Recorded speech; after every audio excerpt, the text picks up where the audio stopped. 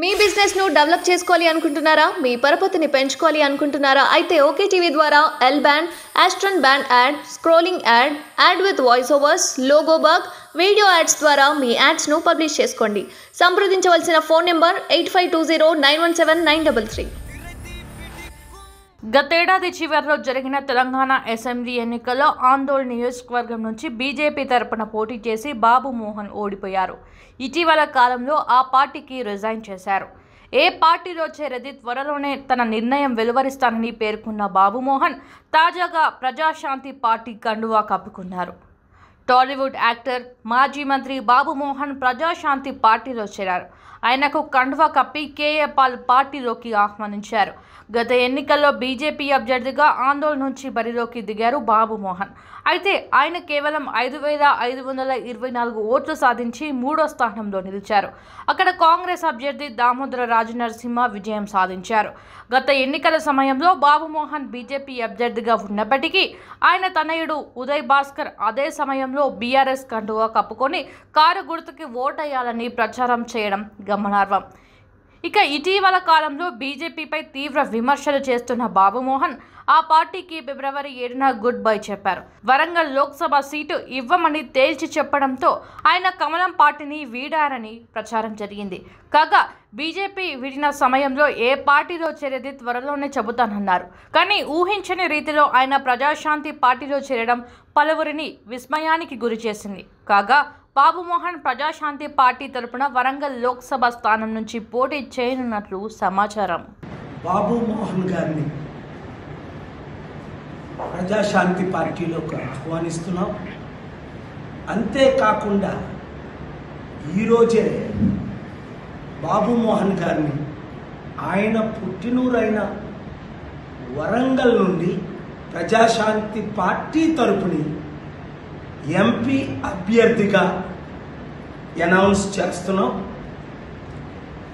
బాబు మోహన్ గారు ఇంతవరకు చేసిన సేవలు తెలియని వారు ఎవరు ఉండరని నేను ఊహిస్తున్నాను. 15 కోట్ల తెలుగు ప్రజలు, దాదాపు 1500 మూవీల్లో 1451 అంటే దాదాపు 1500 అది 15 కోట్ల తెలుగు ప్రజలు. తెలుగు, తమిళ్, కన్నడ, హిందీ. తెలుగు, తమిళ్, కన్నడ, హిందీలో అయితే ఇంకెక్కువ మంది. ఓన్లీ తెలుగు వారే 15 కోట్ల మంది వారు మూవీలు వాచ్ చేశారు. 3 సార్లు తెలుగుదేశం పార్టీలో ఎమ్మెల్యేగా, టిఆర్ఎస్ పార్టీలో ఎమ్మెల్యేగా, 2 సార్లు టీడీపీ, 1 సారి టిఆర్ఎస్ ఎమ్మెల్యేగా, మంత్రిగా చేసిన బాబు మోహన్ గారు తెలంగాణ ప్రజల కొరకు, తెలుగు ప్రజల కొరకు, వరంగల్ ముఖ్యంగా ప్రజల అభివృద్ధి కొరకు పార్లమెంట్లో అడుగుపెట్టి సంపూర్ణ అభివృద్ధి అనగా నిరుద్యోగులకు ఉద్యోగాలు, రైతులకు రుణమాఫీ, అన్ని విధాల ఆదుకోవడం, ఉచిత విద్య, వైద్యం. ఇప్పటి వరకు 54 సంవత్సరాల కాంగ్రెస్ పార్టీ పాలన మనం చూసాం. బీజేపీ పాలన 15 సంవత్సరాలు చూసాం. టిఆర్ఎస్, బీఆర్ఎస్, కేసీఆర్ గారి పాలన 10 సంవత్సరాలు చూసాం. టీడీపీ పాలన చంద్రబాబు నాయుడు గారి ద్వారా 14 సంవత్సరాలు చూసాం. ఒక్కసారి ప్రజాశాంతి పార్టీ పాలన చూస్తే, అధికారం లేకుంటే 5 లక్షల కోట్లు వితంతువులకు, అనాథులకు అభివృద్ధి కొరకు చేయబట్టే ఈరోజు ప్రధానమంత్రి గారు మోదీ గారే కాకుండా ముఖ్యమంత్రులందరూ మన అభివృద్ధి కార్యక్రమాన్ని, ఎకానమీని మద్దతిస్తున్నారు.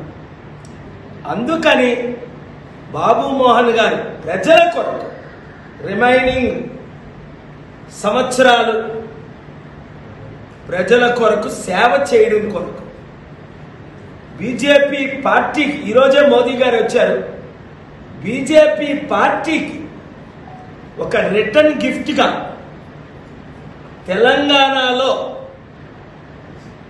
వారు గెలవాలి, మీరు గెలిపించాలి, లక్షల మంది క్రైస్తవులు, దళితులు, బీసీలు ముస్లింలు బడుగు బలహీన ప్రజలే. ఎందుకంటే ఇప్పటి వరకు కుటుంబ పాలన లేదా 2-3% ఉన్న కుల పాలనే జరుగుతుంది తప్ప అంబేద్కర్ ఆశించిన పాలన జరగలేదు, అంబేద్కర్ ఆశయాలు జరగలేదు. కనుక డాక్టర్ బిఆర్ అంబేద్కర్ ఆశయాలు నెరవేర్చడానికి కేసీఆర్ గారు అన్నారు కదా, దళితులను ముఖ్యమంత్రి చేస్తారు. చేశారా? లేదు. పోనీ ఇప్పుడు కాంగ్రెస్ పార్టీ అయినా ఏ పార్టీ అయినా ఏదో 2 సంవత్సరాలు దళితుల్ని ఉమ్మడి రాష్ట్రంలో చేశారే తప్ప 60% ఉన్న బీసీలు కానీ 27% ఉన్న కాపులు కానీ ఈ 2 తెలుగు రాష్ట్రాల్లో ఒక్కరైనా ముఖ్యమంత్రి అయ్యారా? లేదు. కులాలకు మతాలకు పార్టీలకు అతీతంగా బాబు మోహన్ గారు క్యాంపెయిన్ చేస్తారు, ఆయన అనుచరులు క్యాంపెయిన్ చేయాలి, నేను కూడా క్యాంపెయిన్ చేస్తాను. Thank you very much. Sir లేవండి sir sir sir sir sir ఒకసారి సార్ పట్టుకోండి ఒకసారి సార్ ఒక్కసారి సార్ ఒకసారి ఒక్కడికే సార్. సార్ సార్ ఇప్పుడు బాబు మోహన్ గారు మాట్లాడతారు.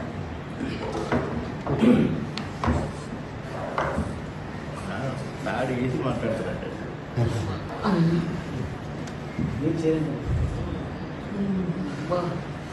ఇది ఏం పెయిన్ సార్? పెయిన్